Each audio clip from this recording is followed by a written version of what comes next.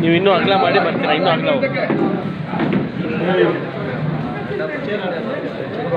ಅಂದರು ಚೇತನ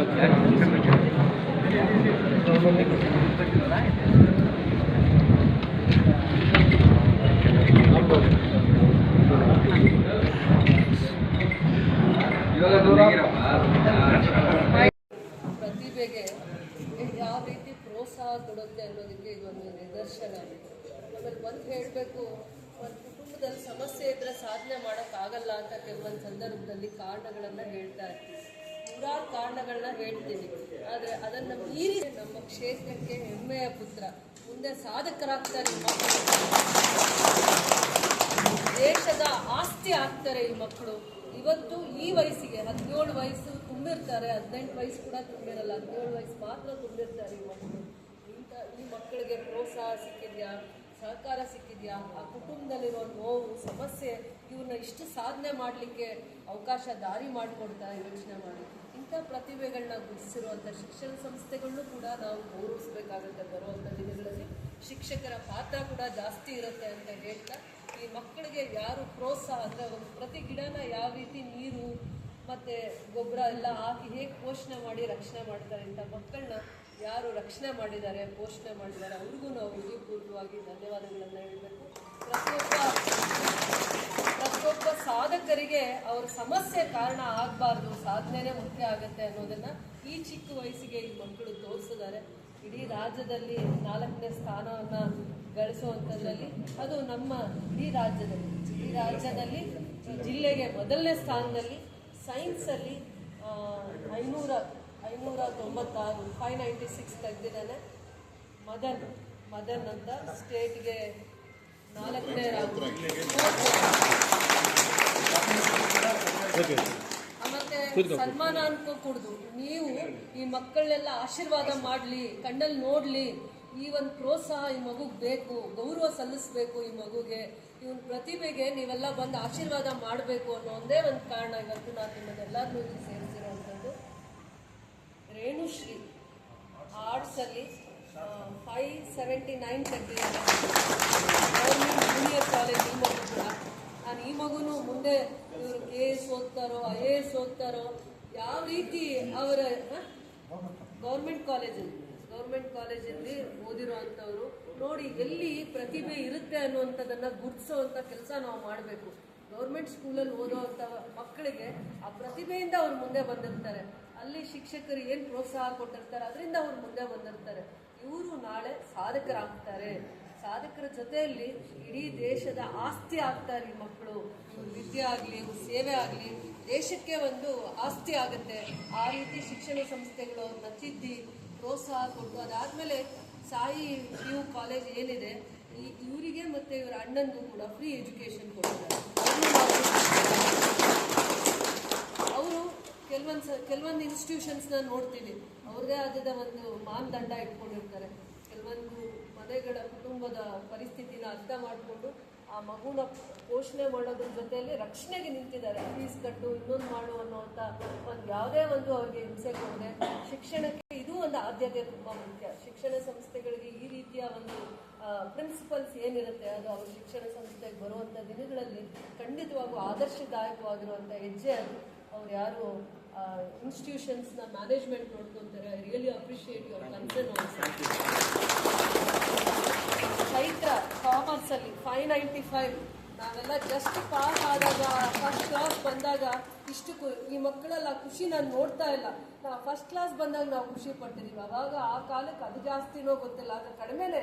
ಆದರೆ ಅವತ್ತು ನಮ್ಗೆ ಆಗ್ತಾ ಇದ್ದಿದ್ದು ಸದ್ಯ ಈ ಮಕ್ಕಳಲ್ಲಿಲ್ಲ. ಆದರೂ ಇವರು ಇಷ್ಟೆಲ್ಲ ಚಾಲೆಂಜಸ್ ಇದ್ದರೂ KGF ಅಲ್ಲಿ ಇಷ್ಟು ಪ್ರತಿಭಾವಂತ ಮಕ್ಕಳು, ವಿದ್ಯಾರ್ಥಿಗಳು ಇದ್ದಾರೆ ಅಂತ ಇಡೀ ಜಿಲ್ಲೆಗೆ, ನನ್ನ ಕ್ಷೇತ್ರಕ್ಕೆ ಮಾದರಿ ಆಗಿರುವಂಥ ಈ ಮಕ್ಕಳನ್ನ ಅವರನ್ನ ತಿದ್ದಿರುವಂಥ ಶಿಕ್ಷಕರಿಗೆ ಮತ್ತೆ ಶಿಕ್ಷಣ ಸಂಸ್ಥೆಗಳಿಗೆ ನಾನು ಹೃದಯಪೂರ್ವಕವಾದ ಧನ್ಯವಾದ ಹೇಳ್ತೀನಿ.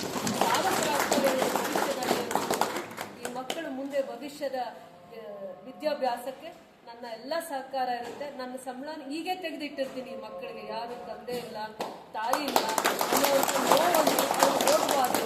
ಅದರಿಂದ ನಾನು ತಾಯಿ ಸ್ಥಾನದಲ್ಲಿ ನಿಂತ್ಕೊಂಡು ಏನೇ ಒಳ್ಳೆ ಓದೋವಾಗ ಇವ್ರಿಗೆ ಸಹಕಾರವಾಗಿ ನಾನೇ ಅಲ್ಲ, ನನ್ನ ಜೊತೆ ಎಲ್ಲ ಶಿಕ್ಷಣ ಸಂಸ್ಥೆಗಳು ಕೂಡ ಇವ್ರ ಜೊತೆ ಏನೇ ವಿದ್ಯಾಭ್ಯಾಸ ಮಾಡಲಿ ಮುಂದಿನ ಭವಿಷ್ಯದಲ್ಲಿ ಆ ವಿದ್ಯಾಭ್ಯಾಸಕ್ಕೆ ಅದೆಷ್ಟೇ ಖರ್ಚಾದರೂ ಕೂಡ ನಾವು ಇವ್ರ ಜೊತೆ ನಿಂತು ಇವರಿಗೆ ಸಹಕಾರವಾಗಿ ಅಥವಾ ಒಂದು ಆಶೀರ್ವಾದ ಥರ ನಾನು ಇವ್ರ ಜೊತೆ ಬೆನ್ನಲ್ಲಿ ನಿಂತಿರ್ತೀನಿ. ನಮ್ಮ ಇವರೊಂದು ಆಸ್ತಿ ಅಂತ ನಾನು ಪರಿಗಣನೆ ಮಾಡ್ತಾ ಇದ್ದೀನಿ. ಎಷ್ಟೋ ಜನ ವಿದ್ಯಾರ್ಥಿಗಳಿಗೆ ಇವರು ಸ್ಫೂರ್ತಿ ಆಗ್ತಾರೆ ಭವಿಷ್ಯದಲ್ಲಿ ಅಂತ ನಾನು ಇವ್ರನ್ನ ಬರೋ ಭವಿಷ್ಯದಲ್ಲಿ ಏನು ಹೋಗ್ತಾರೆ, ಸಾಧನೆ ಮಾಡ್ತಾರೆ, ಸದಾ ಮಾಡಿ ಅವರೆಲ್ಲ ಕಷ್ಟ ಸುಖ ಹಂಚ್ಕೊಂಡು ಏನು ಬೇಕೋ ಸಾಧನೆ ಮಾಡಲಿ ಅಂತ ಈ ಮಕ್ಕಳಿಗೆ ನಾನು ನನ್ನಿಂದ ಆಗೋ ಆಶೀರ್ವಾದ ಮಾಡ್ತೀನಿ. ಸದಾ ನಿಂತಿರ್ತೀನಿ ಈ ವಿದ್ಯಾರ್ಥಿಗಳ ಜೊತೆ.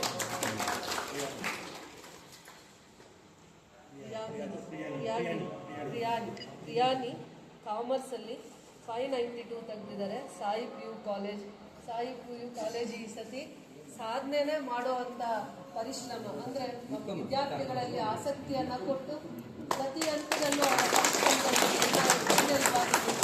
ಆ ವಿದ್ಯಾರ್ಥಿಗಳಿಗೆ ಏನು ಸಕಾಲಕ್ಕೆ ಶಿಕ್ಷಣದಲ್ಲಿ ಯಾವ್ಯಾವ ರೀತಿ ಪ್ರೋತ್ಸಾಹ ಕೊಡಬೇಕು ಕೊಟ್ಟು ಮಕ್ಕಳ ಭವಿಷ್ಯವನ್ನು ರೂಪಿಸಿದ್ದಾರೆ.